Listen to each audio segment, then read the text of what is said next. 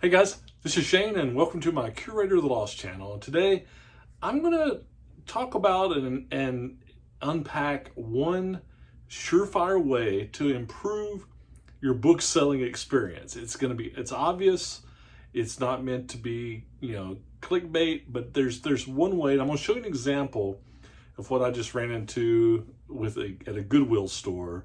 And I hesitate to even say that without spitting. Goodwill. It's, because I hate Goodwills. I never find anything. They're overpriced.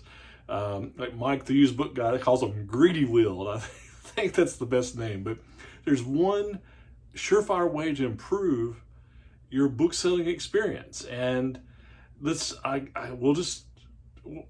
it out there at the beginning and then let's unpack it, okay? The one surefire thing you can do is to not buy bad books to begin with. It sounds obvious, but I'm going to show you this example and then let's unpack it. So I had to go over to my mother-in-law's, drop off some stuff, check something out at her place, and just right down the road is a Goodwill that I hardly ever go to because it's really bad. They have a big book section, but it's always ransacked, and even what they have is always overpriced. But I said, okay, I'm here. I hadn't been here in months. Let's just go in and see. So I walk down the aisle, and I see this book, and I'll pop it up on the screen, this book on planes, American-made planes. Remember the old planes, like you would hone down wood? And I got super excited when I saw this, because one, it looked cool. Look at this thing. It looks awesome. But I just sold 2 books on planes at different volumes that sold for like over $100. They're like 75, 80 bucks each. So together they're like 130, 140, 150 bucks. So I already had this in my mind. Planes, this is a great subject matter. It's hobbies, it's Americana, antiques, all these things. And this is just another version. So I look at it, and the first thing I see is that it's a library edition, ex-library edition, which, okay, ex-library editions can still bring money, but I typically like to not deal in ex-libraries. It's, people, especially if they're buying high-dollar books, they don't want all the library stamps and, maybe some of the wear and tear, but okay, it's fun.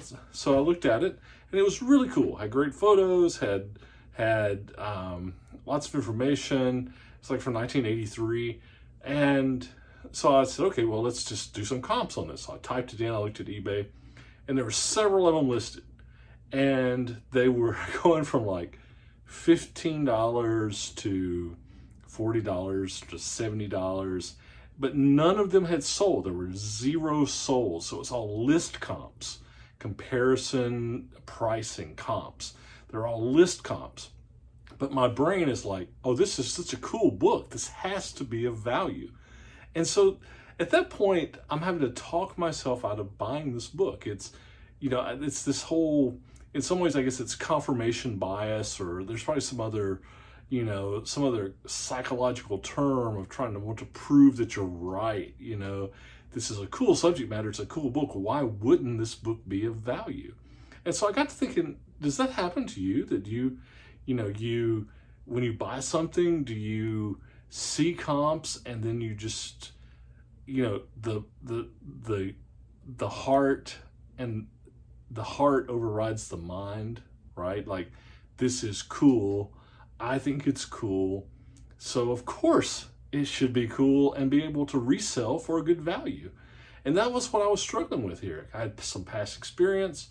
There were list comps at $40, $50, but there are also list comps at $15. And the condition, ex-library, and the Goodwill wanted like $3.99 for this. So I'm already $4 in. So if worst case scenario, if it sold for $15, and then let's say eBay takes their 20%, that conservatively, that's $3, and then I paid $4 for it plus Alabama tax, it's going to be like $4.50.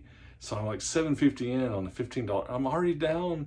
I'm only making $7 profit on this, and that's if it sells, because there's no sold. So I had to talk myself off of it, because either I want this confirmation bias achieved. I want to be like, I'm right. But the point in all of this, you know, it probably sounds silly, but it's like the point is that you can go into a thrift store, you can go into your library store, you can go into an estate sale, you can go into your sourcing outlet, whatever that is. And if you're not finding something, you can settle for stuff that you probably shouldn't buy, because you can get caught up on the, you know, that endorphin rush, that, you know, that seeking the buy. Does that make sense? You can get caught up in the rush of the buy, and if there's not really books that are meeting your needs or what you think, they're not really good books for resale, you'll settle for less and you'll force it. You don't want to come away empty-handed. You want to show something for the stop, right?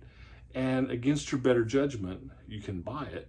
Those things end up being in our death pile, or we list them and they sit there forever and they don't sell, and we either have to take the price down or we have to just turn around and just, you know, redonate them, throw them away, whatever, you know, try to take Second and Charles. They're probably not going to want them, you know, all these things, right? So the point is that if we can keep that, our mindset, we keep our standards of selling, we keep our standards of sourcing, and don't fall prey to our own psychology of chasing the buy. Don't chase the buy, and don't try to prove the system wrong when the evidence says that this is something that's not worth your time, invested time and money. You know, you've got money in the stock. This would have been $4, but that adds up. You don't have to sacrifice that time, effort, space, all that for something that doesn't meet your standards. And if you can keep that mindset, and you will have a much better book selling experience. Now, you might find that you're not building inventory as fast as you want to. It's okay. I mean, it's okay. I mean, but granted, I'm not saying that you don't buy books that you can make $4 to $5 off of. I do it all the time. I buy books that, you know, I can flip quick and make that $5 profit, especially things that I'm sending into Amazon, where, hey, I'm sending this box of stuff anyway, send it in and you make $5, you make $10. Every book that I sell is not the $100 win. Those $100 wins, you know, if you do that math, take 9 books at $10 and one book at $100, all of a sudden, you know, you're selling around $200, your average sales price is like $20. It only takes one big one to move that needle. You can sell a lot of books at lower value to fill in, and that is perfectly acceptable. There's a lot of booksellers, myself included, that do that. Now, but just remember, think about if you're trying to buy something and convince yourself to buy it, then that's probably not a good deal. It's kind of like if you're trying to hire an employee, right? And I had a buddy when you hire an employee, you know, they're going to start off when you first hire them, or they're going to start off real energetic. And if you're having to convince yourself of why this person is, when they first start off, they're starting low, and then they're going to work themselves up over time, a lot of times they're going to tail off. So you don't want to convince yourself to hire an employee, or, you know, you want to have that reason. Don't lower your standards. Don't fall into the psychological trap, forcing the buy, or buying, you know, forcing that, you know, what you're going to buy to just get that rush that I bought something. Don't fall into that trap. It is a trap. I almost did it today, but I didn't.